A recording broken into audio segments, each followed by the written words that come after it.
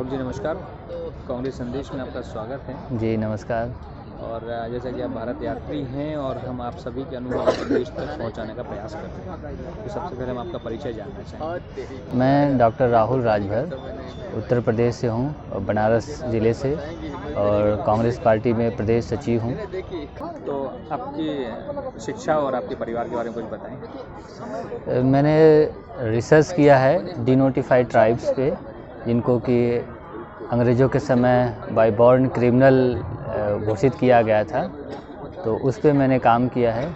और घर अपना बनारस में है।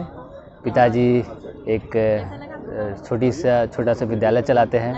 माताजी घर का घरेलू काम में है। पत्नी है, 2 बच्चे हैं। तो जैसे आज आपने करीब 2200 किलोमीटर आप लोगों ने सफ़र तय कर दिया है।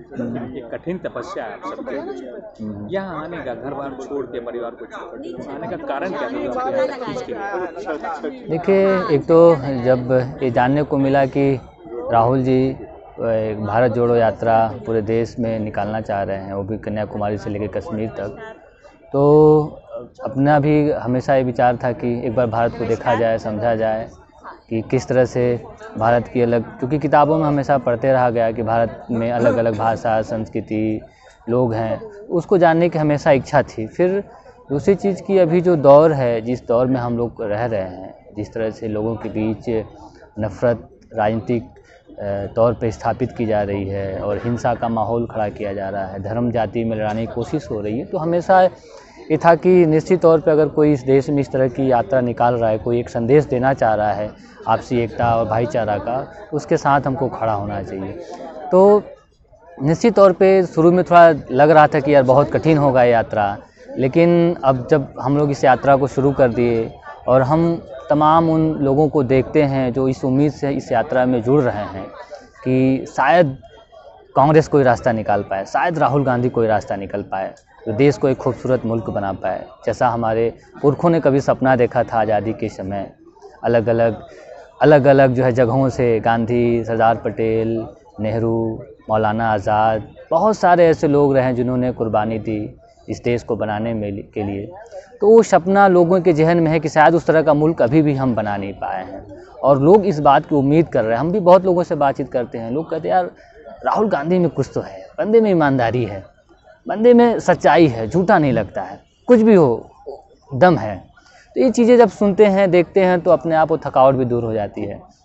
कई बार बीच में मन हुआ कि चूँकि छोटे बच्चे हैं, 2 17 महीने के, 2 वो भी जुड़वा बच्चे हैं, तो हमेशा मन में रहता है कि नहीं चले जाएं। कई बार ऐसा हुआ कि नहीं निकल जाते हैं, फिर हुआ कि नहीं, ये लड़ाई एक तपस्या है, बार बार राहुल जी कहते हैं तपस्या है।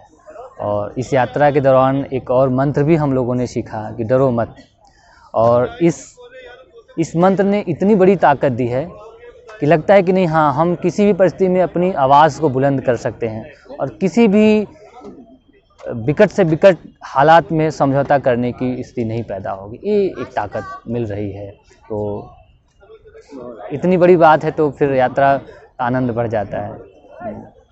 अब जैसे आपने बताया कि आप खुद के बच्चे, आप जो 2 साल लगभग उम्र के भी नहीं हो पाए और आप उनको छोड़ के आप एक 5 महीने की यात्रा पे निकले हैं, अपनी जिम्मेदारियों से विमुख होना भी एक तरफ से, ये एक संकल्प है, आपकी तपस्या है। आप उन्हीं बच्चों के लिए आप ये यात्रा कर रहे हैं जो अभी समाज की भूमिका में उतरे भी नहीं, तो आप एक भविष्य का देश निर्माण करना चाह रहे हैं। अगर आपको एक कागज़ पेन का आपको या एक अवसर मिलता है, कैसा देश बनाना चाहिए?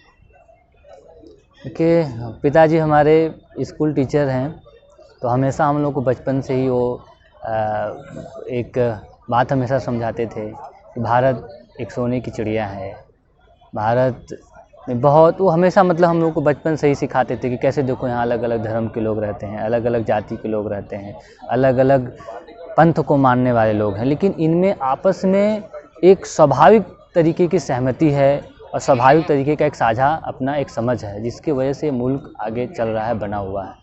तो जहन में हमेशा रहा कि नहीं, हम एक ऐसा समाज बना पाए जहाँ पे एक मुकम्मल न्याय की व्यवस्था हो पाए, सामाजिक तौर पे जो भेदभाव है, छुआछूत, वो ख़त्म हो पाए। क्योंकि मैं भी जिस कम्युनिटी से आता हूँ, उनके ऊपर भी जन्मजात अपराधी होने का कलंक लगा था।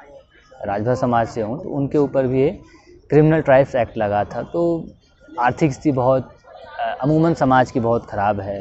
लोग मजदूरी करने के लिए दिल्ली मुंबई जैसे शहरों में जाते हैं, और मैं देखा हूँ उन दिल्ली मुंबई जैसे शहरों में जाके कैसे किस हालत में वो अपना परिवार घर बार छोड़ के वहाँ पे नौकरी करने के लिए मजदूरी करने के लिए लगे हुए हैं। पूरी लाइफ तबाह हो जाती है। इस कोरोना में ऐसे बहुत सारे लोगों को मैं जानता हूँ जिनका परिवार बिखर गया, और किसी भी तरीके से लोगों की मदद से वो चल पा रहे हैं।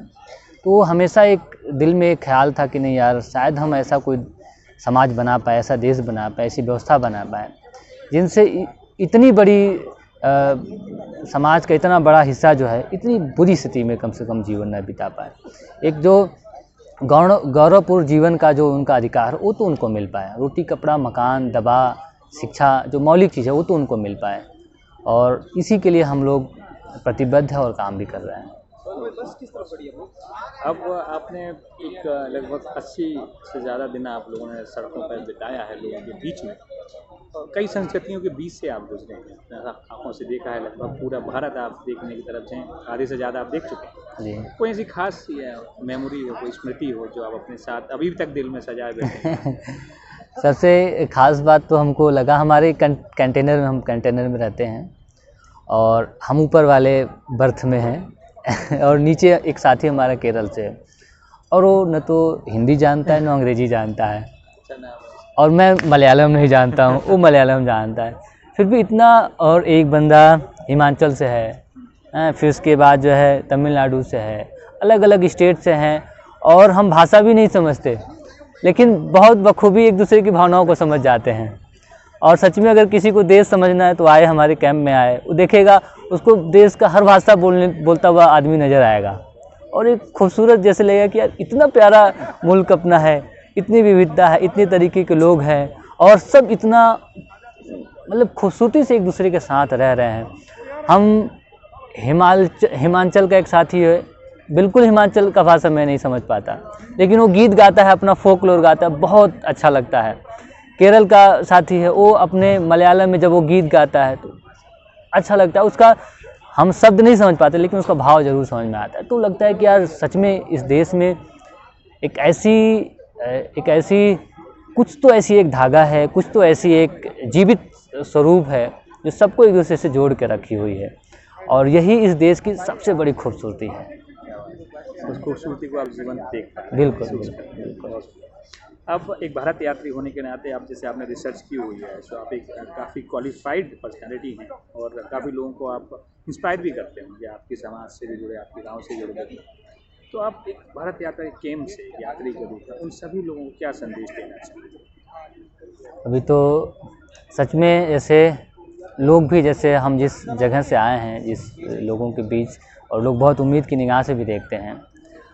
एक चीज़ हमको हर किसी ने मैसेज करके फ़ोन करके बोला कि राहुल भाई लड़ाई बहुत बड़ी है, हिम्मत नहीं हारना है। और कुछ साथियों ने, उनको लगा कि यार यात्रा में चल रहे हैं, 5 महीने चलेंगे, कैसे इनका खर्च होगा। कुछ साथियों ने थोड़ी बहुत आर्थिक तौर पर भी मदद की।